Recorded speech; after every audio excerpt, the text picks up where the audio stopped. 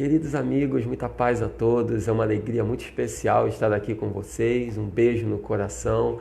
Louvado seja Deus que nos permite a tecnologia, que nos aproxima nesse período que estamos vivenciando e nos permite compartilhar informações, conhecimentos, ideias, para juntos crescermos cada vez mais na direção de Jesus, que é o que mais nos importa. Então, uma alegria muito especial estarmos aqui juntos para fortalecer esses laços, para refletir, para debater, agradecendo desde já os companheiros queridos pelo convite para que estejamos aqui nesse momento para essas reflexões a respeito da nossa tão querida doutrina espírita, do Evangelho de nosso Senhor Jesus Cristo.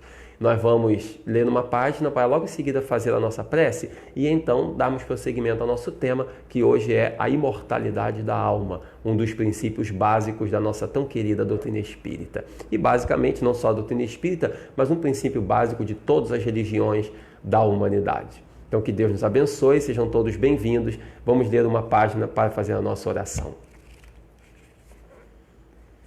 É do livro Fonte Viva, do Espírito Emmanuel, ditado através de Chico Xavier.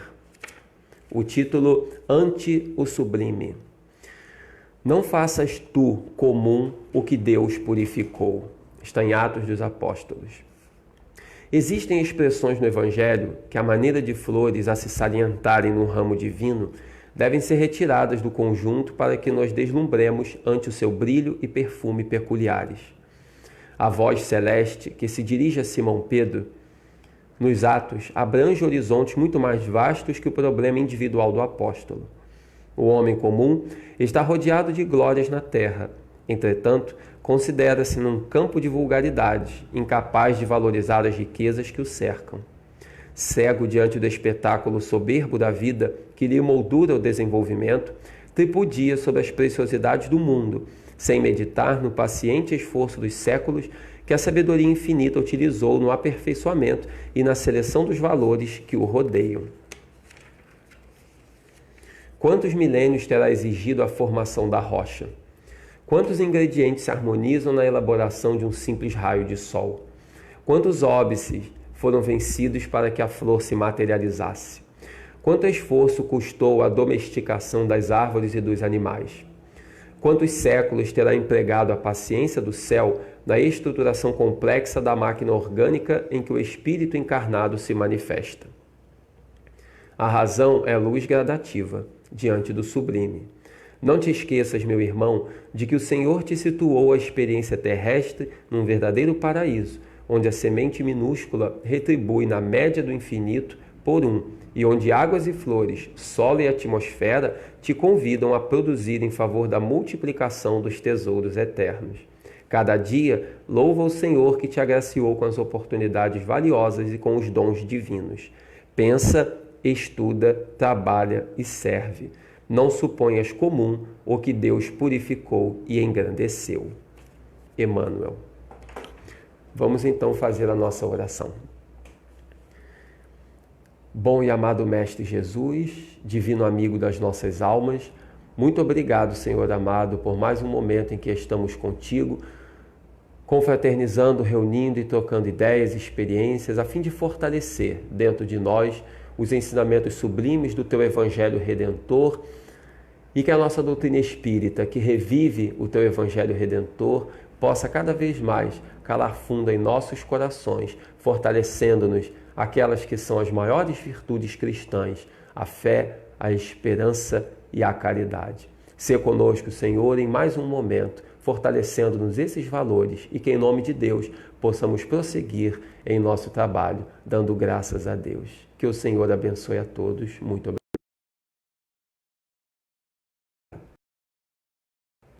Dizíamos então, meus amigos, sejam todos muito bem-vindos. A nossa temática de hoje é a respeito da imortalidade da alma, que é um dos princípios básicos da doutrina espírita e um dos princípios básicos de todas as religiões da humanidade. Até porque as religiões, elas têm seus princípios e diferenciam-se em determinados pontos, mas a crença na vida após a morte, a crença na imortalidade do espírito é algo universal para todas as crenças da humanidade. Até porque a negação da crença na imortalidade seria apregoar o materialismo, e o materialismo, a negação de qualquer lado espiritual, é exatamente a negação da própria religião. Então, uma religião que não acredite na vida após a morte não é uma religião, é qualquer outro tipo de filosofia, mas deixa de ser uma religião, porque o objetivo da religião, como diziam os gregos antigos, era exatamente religar a criatura com Deus. Por isso que a origem da palavra religião, religare, é de religar, religação. Ou seja, a religião tem a tarefa de religar a criatura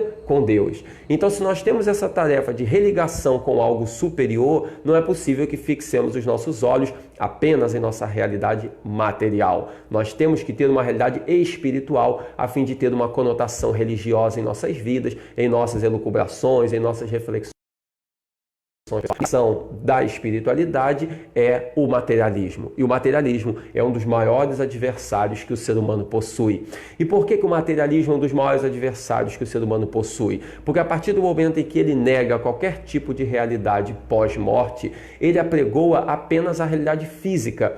E isso é um passo para que a pessoa cair em determinados comportamentos de vícios, comportamentos de violência, comportamentos de corrupção, porque aquilo que nos induz a um comportamento saudável, basicamente, é a nossa possibilidade de uma realidade melhor no após a morte.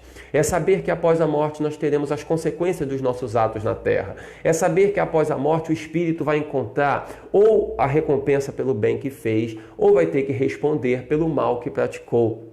É evidente que dentre os materialistas também há pessoas de bem, ninguém está negando isso, mas também não se pode negar que o materialismo acaba sendo um caminho muito mais fácil para essa perdição a nível moral, exatamente porque excluindo a realidade espiritual, ele faz isso, deixando a pessoa de ter a preocupação com as consequências no após a morte. Porque uma vez que nós sabemos que teremos consequências após a morte dos nossos atos, automaticamente nós nos preocupamos com isso e passamos a agir bem, porque todos queremos um lugar melhor. Mais ou menos é como um aluno quando está na escola. Ele, ao preocupar-se em passar de ano, em estudar, em saber que ele, quanto mais se esforçar, mais ele vai crescer na vida. Ele vai passar, ele vai ter bons concursos, boas provas, bons salários. Isso faz o aluno se esforçar para estudar. A partir do momento que não houvesse diferença entre aquele que estuda e aquele que não estuda, os alunos se nivelariam todos de qualquer forma e não se preocupariam com esse comportamento mais saudável. Repetimos, sempre há exceções, mas temos que reconhecer, como dizia Allan Kardec, que o materialismo ele é um grande adversário da humanidade, porque ele mais facilmente induz a esses descalabros a nível moral. A pessoa que tem um sentimento religioso, que tem um sentimento espiritualista, ela mais naturalmente é induzida ao bem, embora não seja a regra, porque você acha pessoas boas entre os materialistas e acha pessoas mais dentre aqueles que se dizem religiosos, mas via de regra, normalmente os religiosos são mais induzidos ao bem. Exatamente porque os princípios religiosos nos colocam essa realidade. E dentre esses princípios religiosos, destacaríamos nessa reflexão de hoje a proposta, o princípio, o postulado da imortalidade da alma. A crença na vida após a morte, que deixou de ser apenas uma crença e se tornou uma certeza com a doutrina espírita, porque sempre se acreditou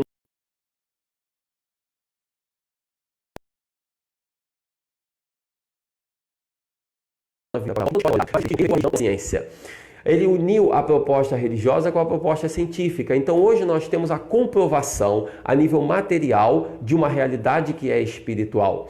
Nós temos uma comprovação científica em laboratório de uma realidade que antes era apenas metafísica, era apenas sobrenatural. Por isso que até o termo sobrenatural não é utilizado na doutrina espírita, porque não é sobrenatural. As realidades espirituais, elas são naturais. O espiritismo comprovou. E como que ele comprovou a vida após a morte? Através da comunicação com os próprios mortos, através da comunicação com os espíritos, através dos mais diferentes fenômenos que envolvem a atuação espiritual na vida material, a influência dos espíritos na Terra e o contato direto através da mediunidade, dos fenômenos mediúnicos, comprovaram a realidade da existência do espírito. Então hoje, A crença na vida após a morte, a crença na imortalidade da alma, deixou de ser motivo puramente de crença e se tornou uma realidade profundamente científica, comprovada em laboratório, capaz de responder a todo e qualquer questionamento, a todo e qualquer ataque que esse princípio possa receber. E curiosamente, embora o Espiritismo tenha dado essa comprovação no século XIX, essa crença na vida após a morte ela é tão antiga quanto a própria vida na Terra. Desde que o ser humano é ser humano na Terra, há milhões de anos que existe a vida humana, sempre se acreditou na vida após a morte. Sempre o ser humano teve esse lado, essa possibilidade, essa ideia, essa certeza, essa crença de que algo posterior existe. Se nós recuarmos a história no mais antigo que a nossa história já pôde atingir, os homens das cavernas, os primatas, os mais antigos, nós já vamos ver ali cultos aos ancestrais, cultos a uma realidade posterior, induzindo que eles, dando-nos a entender que eles já acreditavam nessa realidade após morte, de que algo sobrevive à matéria. Todos nós temos dentro de nós um princípio, uma ideia íntima de que algo sobrevive. Até aqueles que não creem na vida após a morte possuem esse princípio de que existe algo superior que sobrevive ao corpo. Porque a inteligência, o caráter, o talento, as aptidões morais, isso não está na matéria propriamente. Então, quando a matéria morre, isso tem que sobreviver de alguma forma. O pensamento ele não é material. A moralidade não é material, a inteligência não é material, nós não pegamos essas coisas. Então elas são espirituais. Se são espirituais, elas têm que sobreviver à matéria, não pode morrer com o corpo. Então é instintivo no ser humano, mesmo que não fosse científico, mesmo que não fosse filosófico, mesmo que não fosse histórico, é instintivo no ser humano essa ideia de uma existência de algo superior a nós que sobrevive à matéria e que permanece após a morte. E nós vamos encontrar já entre os seres humanos antigos, entre os nossos mais primitivos antepassados, nós vamos encontrar esses cultos, uma cultuação à realidade espiritual. Nós vemos as pinturas rupestres nas cavernas, nós vemos os rituais que eram realizados com os elementos da natureza, nós vemos as crenças em vários deuses, nós vemos as homenagens que eram feitas àqueles que haviam partido. Isso tudo há milhões de anos. Então o ser humano ele traz consigo a ideia instintiva dessa realidade superior, dessa realidade metafísica que sobrevive à matéria. Só isso já seria suficiente para a nossa crença e para a nossa certeza. No entanto, inúmeros outros fatos relatam e nos demonstram essa realidade. A veracidade desse princípio de eternidade da alma, ela está presente em todos os povos, em todas as religiões, em todas as filosofias. E poderíamos ficar aqui o tempo inteiro citando exemplos, mas vamos nos restringir a apenas algumas reflexões, devido naturalmente à brevidade do tempo. Por exemplo, vamos olhar para o Evangelho. Inúmeras passagens comprovam a vida após a morte, a começar do próprio Senhor quando voltou, como 3 dias após a crucificação, no famoso fenômeno da ressurreição, que no Espiritismo nós sabemos que não foi uma ressurreição com o próprio corpo que Jesus possuía, foi uma ressurreição onde ele se manifestou materialmente, materializado para aqueles que o assistiam, para aqueles que o viam. Mas isso não é o mais importante no momento, isso é um estudo a respeito de como se deu a ressurreição. Mas o principal que nos interessa hoje é o retorno de Jesus. Após ele ter sido crucificado, após ele ter morrido, 3 dias após, ele apareceu. Como ele apareceria? E isso é um fato, não é uma ideia. O bom dos fatos é que eles independem de opinião. São ideias, nós podemos levantar reflexões, elucubrações, argumentos os mais variados, mas o fato ele existe. Como dizia William Crookes, pesquisador do século XIX, um físico, ele diz: os fatos existem. Podemos acreditar neles ou não, mas eles existem. Se começar a chover, alguém pode até dizer que não acredita na chuva, mas está chovendo. Então nós somos obrigados a observar para isso, e observar, e estudar, e entender, e aceitar, porque é um fato. Então os fatos eles estão acima das nossas opiniões, eles estão acima. As nossas opiniões podem servir para contradizer, para melhorar, para argumentar, mas acima de tudo, o fato ele existe e requer a nossa observação, e com o tempo irá requerer também a nossa aceitação. Jesus ressurgiu 3 dias após a sua morte. A ressurreição de Jesus é um dos mais da comprovação da imortalidade que nós temos na história religiosa. Como que alguém que morreu aparece 3 dias após? E exatamente nosso Senhor Jesus Cristo. Essa é uma comprovação contundente da imortalidade do Espírito. E poderíamos citar outras, inúmeras, que estão nas passagens do próprio Senhor com os apóstolos, na sua vivência, quando esteve na terra. Quando, por exemplo, o famoso fenômeno da transfiguração no Tabor. Quando Jesus sobe ao Monte Tabor com os apóstolos. Ele sobe ao Tabor acompanhado de Pedro, Tiago e João. E ali ele faz acontecer um dos fenômenos mais belos que a humanidade já viu. Ele abre os braços e faz aparecer dois seres, Moisés e Elias. Elias, o profeta máximo de Israel, que havia se reencarnado como João Batista. E Moisés, o grande legislador do povo hebreu. Os dois já haviam desencarnado, haviam morrido há muito tempo. Há séculos, e então principalmente Moisés. Então Jesus abre os braços e os dois aparecem espiritualmente e conversam com Jesus e com os discípulos. E ficam ali os 6, Jesus, os 2 seres que apareceram, Moisés e Elias, e os 3 discípulos extasiados com o que estava acontecendo. Isso tudo está fartamente narrado na literatura religiosa. E então eles dialogam, depois o diálogo termina, esses 2 espíritos se vão e Jesus fica dialogando com os discípulos. E os discípulos falam da grandeza daquele momento. E Jesus lhes fala da grandeza da vida, da grandeza de Deus. E os discípulos dizem ao Senhor: Senhor, vamos permanecer aqui contemplando as alegrias do céu e a grandeza de Deus, observando a beleza da natureza. E Jesus olha para eles e diz... É muito bom, mais ou menos nessas palavras, é maravilhoso contemplar a grandeza da natureza e a grandeza de Deus, mas há momentos que temos que descer para poder atingir a humanidade necessitada de luz e de paz.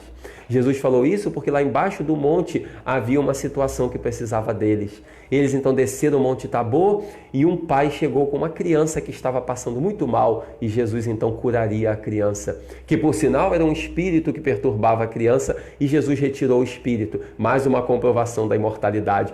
O Evangelho está repleto de situações dessa natureza. A Bíblia nos relata, por exemplo, quando o apóstolo Paulo houve a sua conversão, quando Saulo se converte para Paulo, quando ele vê a famosa visão de Jesus na estrada de Damasco.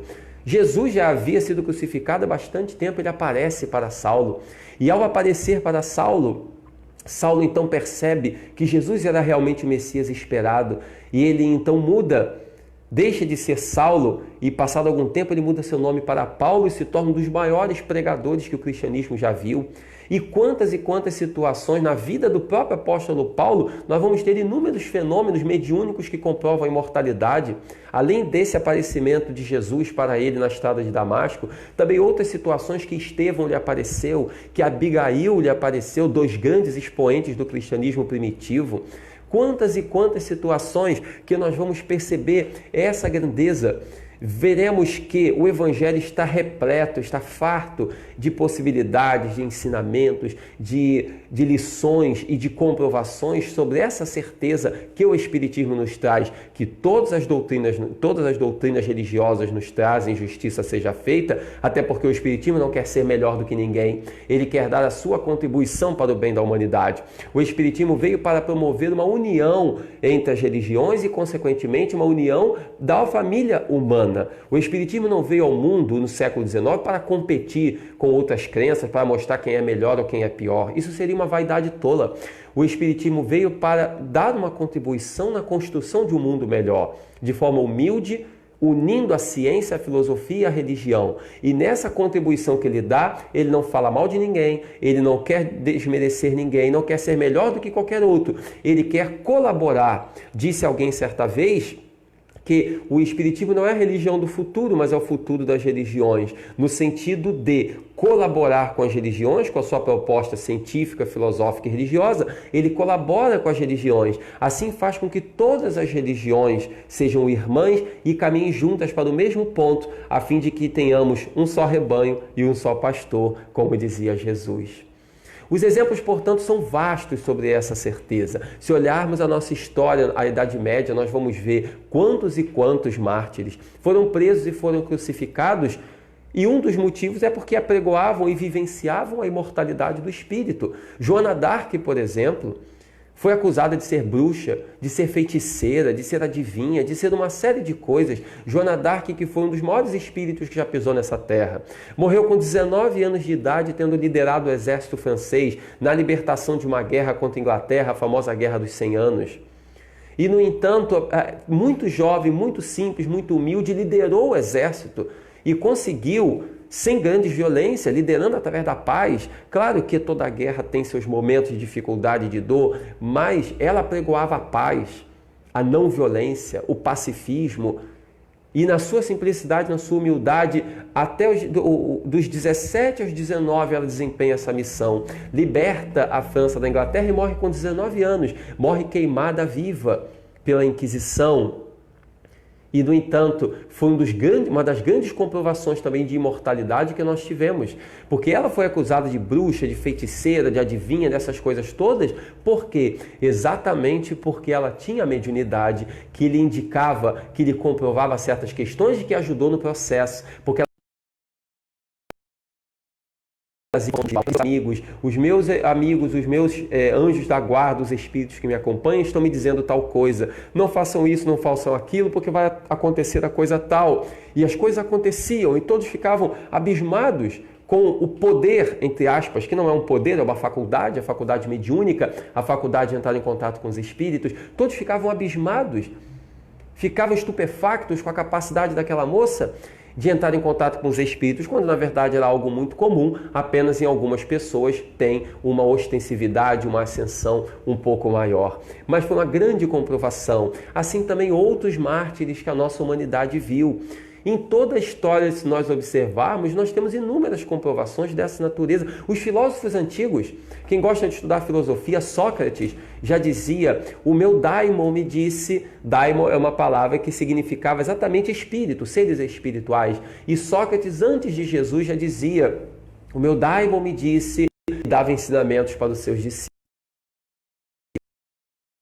O da guarda lhe disse, as pitonisas na Grécia Antiga, as profecias dos profetas que precedendo a vinda de Jesus vaticinavam a vinda do Senhor, os mártires da Grécia, os mártires da Idade Média, como Joana d'Arc e tantos outros que poderíamos citar. Tudo isso nos traz uma certeza tão grande da imortalidade.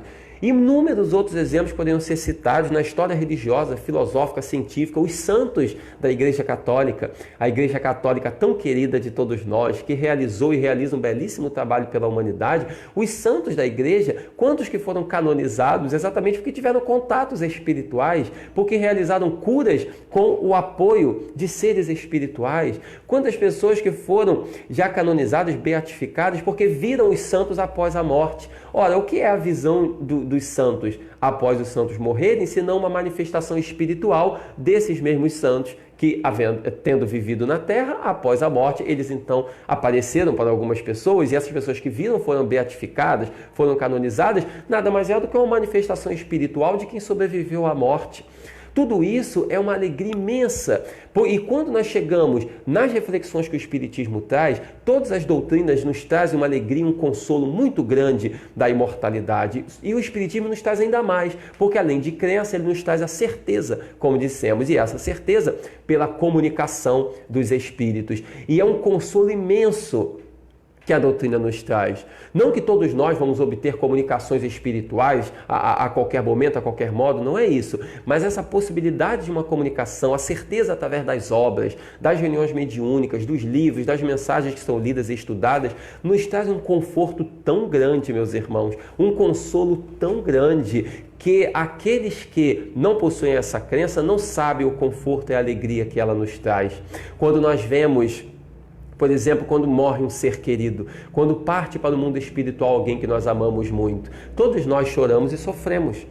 Ninguém gosta de ver partir um ser que ama, mas esse sofrimento, normalmente, ele é muito maior naqueles que em nada creem do que aqueles que creem em alguma coisa. Porque aqueles que creem, nós, apesar da tristeza da separação momentânea, nós sabemos que essa separação, exatamente, ela é momentânea. E nós temos a certeza de que o ser querido vive, que continua nos acompanhando, que ouve as nossas orações e que um dia ver no mundo dos espíritos os seres queridos que nós convivemos na Terra. Quando nós partirmos para o mundo espiritual, quando nós partirmos para o mundo dos espíritos, quando soar o momento da nossa desencarnação, da nossa morte, porque todos iremos morrer, isso é um fato. Não aceitar esse fato é ter sofrimentos emocionais. Nós temos que aceitar aquilo que está nas leis de Deus para viver em paz. Muitas pessoas não aceitam a morte, irão sofrer. Quem não aceita sofre emocionalmente. Temos que aceitar aquilo que está nas leis de Deus, nas leis da natureza. Então aceitar, nós iremos morrer, isso é um fato. Aceitemos esse fato. E eu pergunto aos amigos, haverá alegria maior do que quando desencarnarmos, quando morrermos, vermos os seres queridos que partiram antes de nós? Minha mãe, meu pai, meus irmãos, meus amigos, seja quem for, que já morreram há muitos anos e que deixaram uma alegria e uma saudade, alegria pela convivência e a saudade no coração daqueles que os amamos, e agora nós podemos reencontrar com eles e reconstruir a família no mundo espiritual e rever os amigos e agora prosseguir nessa jornada, agora sem separação, sem morte, porque viveremos a vida do Espírito. Não há alegria maior do que essa, meus irmãos. Por isso a imortalidade é tão brilhante, tão vibrante, tão triunfante, nos traz tanto consolo. A vida na Terra, por mais longa que seja, ela é um segundo diante da eternidade. Por isso temos que viver de forma tão plena, tão entusiástica e tão produtiva esse segundo que temos na Terra. Essa vida tão rápida, como disse um pensador do século XIX, chamado Bernardinho de Israel. Bernardinho de Israel costumava dizer que a vida é curta, mas não pode ser pequena. A vida é muito curta e nós não podemos ser pequenos, nem a vida pode ser pequena. Curta ela é, pequena ela não pode ser. Então curta porque passa rápido, mas não pode ser pequena porque tem que ser grandiosa, tem que ser realizadora, tem que ser grande na sua produtividade, tem que ser grande nas boas obras que realizamos. Por isso que a imortalidade da alma é um princípio básico de todas as religiões da humanidade. Já é também um princípio científico, porque o Espiritismo comprovou a imortalidade, mas também a ciência, mesmo nos seus ângulos que não lidam e não se aproximam da doutrina espírita, já estão comprovando a imortalidade. As famosas experiências de quase morte que existem atualmente, as lembranças que existem do mundo espiritual, as experiências de desdobramento, uma série de experiências científicas que são realizadas hoje comprovam a realidade do espírito. Quando nós olhamos o nosso dia a dia, as intuições, as inspirações, os sonhos que nós mesmos temos, tudo isso é uma demonstração perfeita, comprobatória, inquestionável da realidade, da imortalidade da alma, fazendo com que esse postulado, que é um postulado básico da doutrina espírita, mas como dissemos, de todas as crenças da humanidade, seja motivo de conhecimento pela ciência, pela filosofia, pela religião, mas é motivo de alegria e de consolo para todos nós. Tenhamos essa certeza, meus irmãos, bem fincada em nossas almas, e a alegria de viver será muito maior, o consolo será muito maior, a certeza da grandeza do amor será muito maior, porque a vida será muito mais produtiva, e diante dos problemas do mundo, ao invés de olhar para eles, como nesse período que estamos vivendo de pandemia, mas quaisquer outros períodos que venhamos a observar, que a humanidade sempre viveu, de guerras, de catástrofes, de determinadas tragédias, periodicamente essas coisas acontecem, mas quando temos um olhar de imortalidade, nós vemos sempre o bem que pode se tirar do mal, nós vemos sempre a bonança que virá depois da tempestade, e nós vemos sempre que tudo passa, como dizia Chico Xavier, tudo passa, e logo após nós perceberemos o quanto crescemos.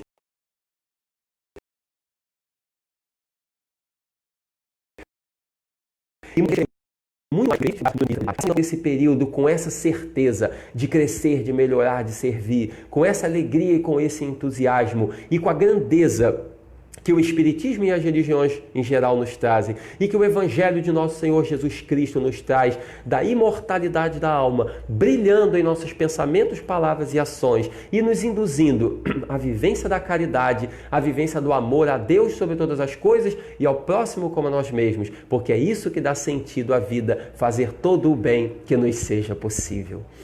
Eu quero agradecer o carinho da presença de todos. Nós vamos fazer a nossa prece final.